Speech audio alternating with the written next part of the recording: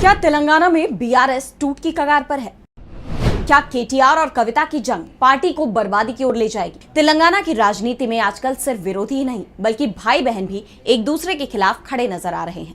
BRS party के अंदर की खींचतान अब खुलकर सामने आ गई है। पार्टी के कार्यकारी अध्यक्ष केटी रामाराव यानी केटीआर और उनकी बहन विधान परिषद सदस्य के कविता के बीच सियासी तलवारें खिंच चुकी हैं। के कविता ने केटीआर को पार्टी के लिए सीधा खतरा बताया है और साथ ही कई गंभीर आरोप लगाए हैं। तो क्या है सच्चाई? क्या बीआरएस का बीजेपी में विलय हो सकता है? क्या है के कविता के आरोप? जानने के लिए देखिए ये रिपोर्ट। के चंद्रशेखर राव यानी केसीआर की पार्टी भारत राष्ट्र समिति यानी बीआरएस, जो कभी तेलंगाना में सत्ता का पर्याय मानी जाती थी, आज वो विपक्ष में बैठी है। चुनावी हार के बाद से पार्टी अंदर ही अंदर टूटती नजर आ रही है। पहले ही पार्टी को राज्य में अपने राजनीतिक अस्तित्व को बचाने के लिए लड़ाई लड़नी पड़ रही है। पार्टी नेताओं का मोह भंग सा हो गया है और अब पार्टी के दो प्रमुख स्तंभ बीआरएस के कार्यकारी अध्यक्ष केटी रामाराव यानी केटीआर और पार्टी नेता और विधान परिषद सदस्य के कविता में भी ठन सी गई है। के कविता ने अपने ही भाई पर अब पार्टी को खत्म करने की साजिश का आरोप लगा दिया है। उन्होंने कहा कि केटीआर उन्हें पार्टी से अलग करने और बीआरएस को बीजेपी में मिलाने की कोशिश कर रहे हैं।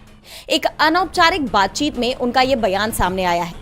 दरअसल के कविता ने कुछ हफ्ते पहले अपने पिता और बीआरएस के प्रमुख के चंद्रशेखर राव यानी केसीआर को एक निजी पत्र लिखा था, जिसमें उन्होंने आरोप लगाया था कि पार्टी के अंदर साजिशें हो रही हैं।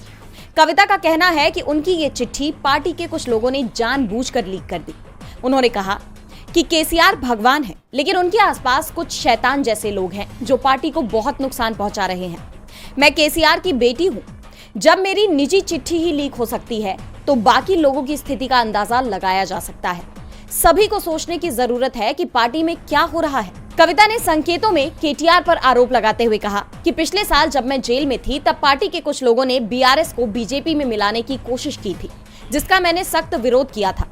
इसके साथ ही उन्होंने ये भी कहा कि उन्हें पार्टी में वर्किंग प्रेसिडेंट बनाए जाने की मांग को भी नजरअंदाज किया गया और केटीआर को यह पद दे दिया गया। उन्होंने ये भी दावा किया कि पार्टी में उनकी भूमिका को जानबूझकर सीमित किया जा रहा है।